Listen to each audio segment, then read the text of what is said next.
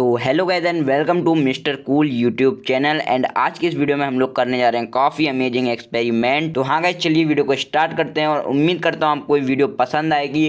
जा पूछ क्या।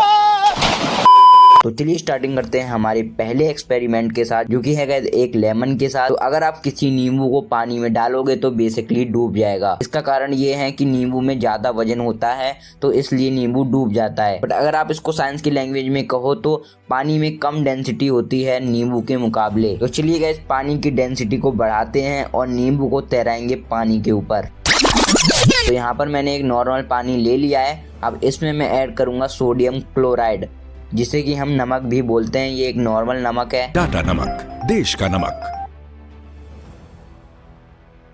तो नमक को डालने के बाद अगर हम लोग इसको अच्छे से मिला लेते हैं तो ये पानी की डेंसिटी को बढ़ा देता है। और जब गैस पानी की डेंसिटी नींबू की डेंसिटी के बराबर हो जाती है तो गैस नींबू फ्लोट करने लगेगा पानी के ऊपर। तो चलिए अब इसमें नींबू डाल के देखते हैं। तो आप लोग देख सकते हो कि अब नींबू यहाँ पर फ्लोट कर रहा है।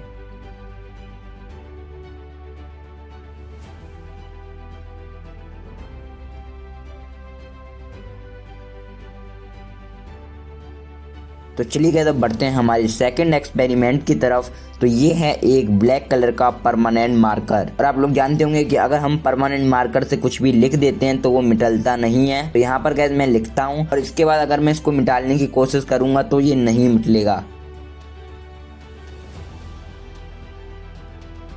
बट यहीं पर गाइज ये एक परफ्यूम है और मैं रुई में थोड़ा सा परफ्यूम डाल देता हूँ और उसके बाद अगर मैं ट्राई करूँगा इसको मिटाने की तो ये आसानी से इरेज हो जाएगा।